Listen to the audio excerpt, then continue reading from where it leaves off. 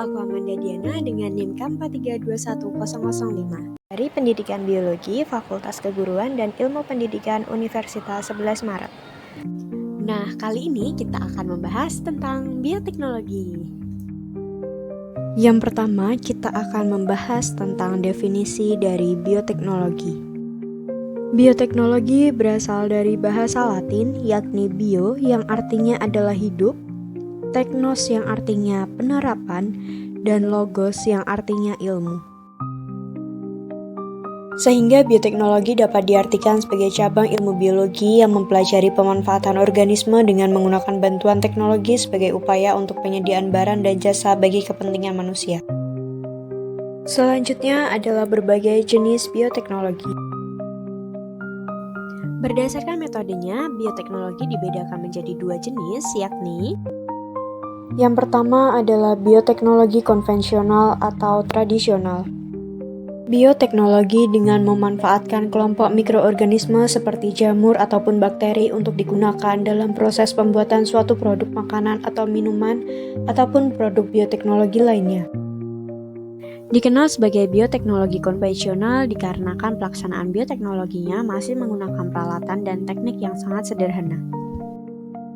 Yang kedua adalah bioteknologi modern.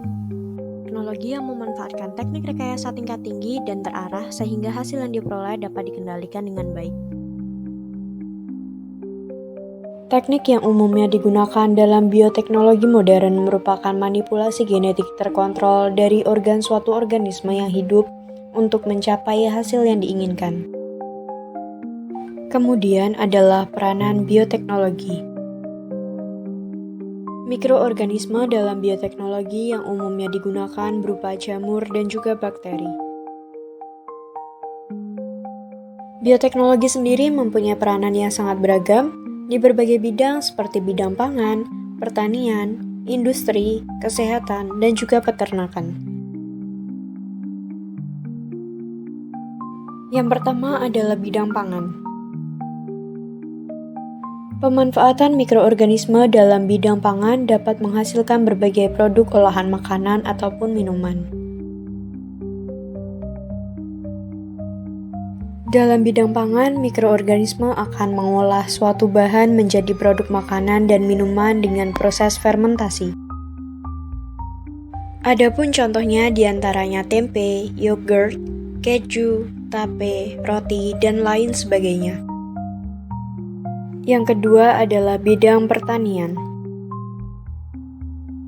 Bioteknologi dapat digunakan dalam bidang pertanian.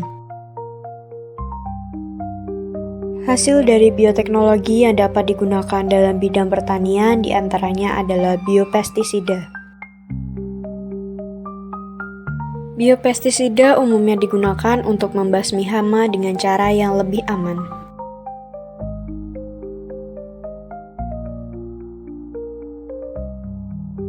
Yang ketiga adalah bidang industri. Bioteknologi dalam bidang industri mempunyai tujuan untuk merancang dan mengembangkan bioproses untuk produksi bahan kimia dan biofuel untuk menggantikan sebagian produk berbasis minyak bumi. Yang selanjutnya adalah bidang kesehatan. Bioteknologi di bidang kesehatan umumnya digunakan untuk pengembangan vaksin, enzim, obat, dan juga vaksin. Selanjutnya adalah bidang peternakan.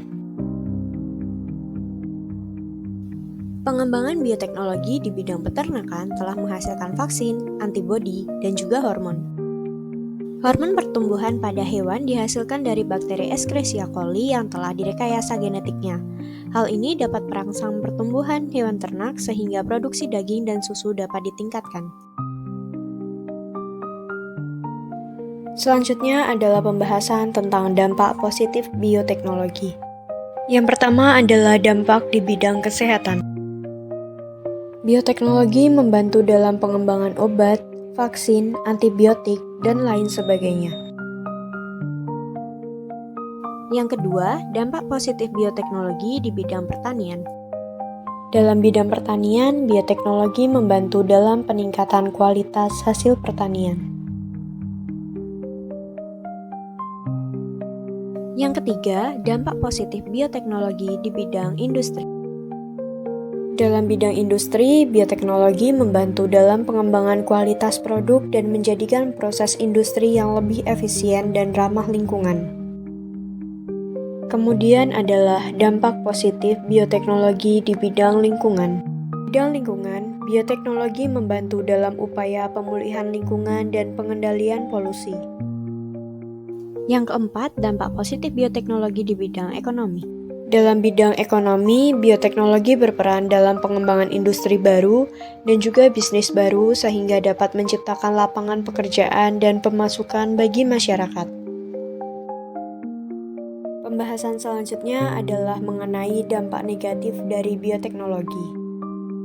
Dampak negatif bioteknologi yang pertama adalah terciptanya mikroorganisme patogen baru.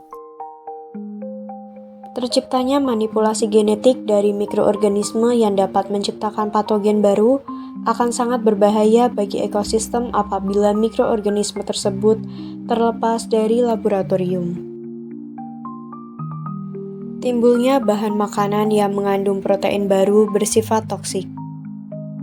Organisme transgenik yang dihasilkan melalui transfer gen dari bakteri atau hewan ke dalam tumbuhan ataupun sebaliknya. Makanan yang dihasilkan dari penyambungan gen atau mikroorganisme transgenik akan mengandung protein baru yang kemungkinan bersifat toksik atau menyebabkan alergi. Munculnya tanaman supergulma. Tanaman budidaya hasil rekayasa genetika memungkinkan terjadinya pemindahan gen barunya ke tanaman lain yang masih berkerabat dekat.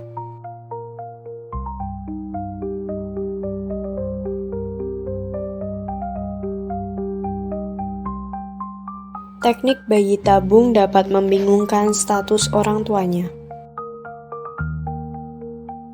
Seandainya sel telur dan juga sel sperma yang diambil dari bank sel kelamin, maka akan membingungkan status orang tuanya. Sehingga hal ini akan memunculkan istilah orang tua genetis, orang tua biologis, dan juga orang tua asuh. Selanjutnya adalah erosi plasma nutfah. Masyarakat saat ini lebih cenderung menyukai penggunaan tanaman transgenik yang mempunyai sejumlah sifat unggul sehingga akan mengancam keberadaan tanaman aslinya.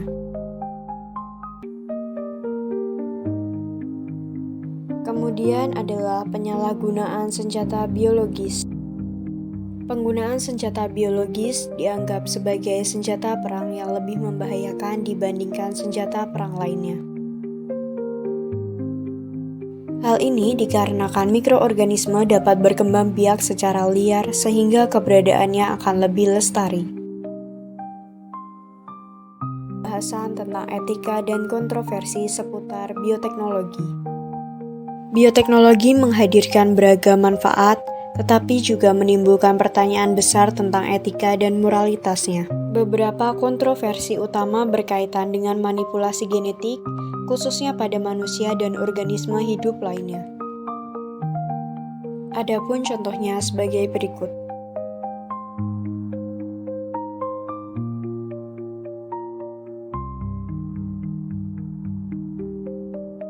Teknologi rekayasa genetika memungkinkan perubahan gen pada manusia untuk menghindari penyakit bawaan.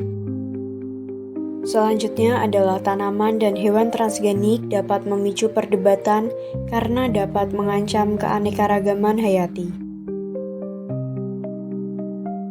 Selanjutnya adalah inovasi terbaru dalam bioteknologi.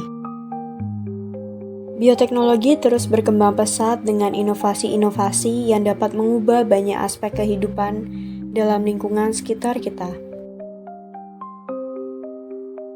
Inovasi bioteknologi diantaranya berupa penggunaan sel punca untuk menciptakan organ buatan.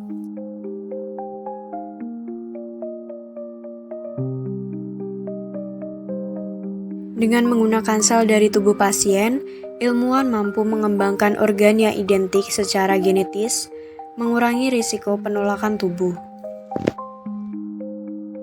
Hal ini adalah langkah maju untuk mengatasi kelangkaan donor organ dan meningkatkan peluang hidup bagi pasien yang membutuhkan transplantasi.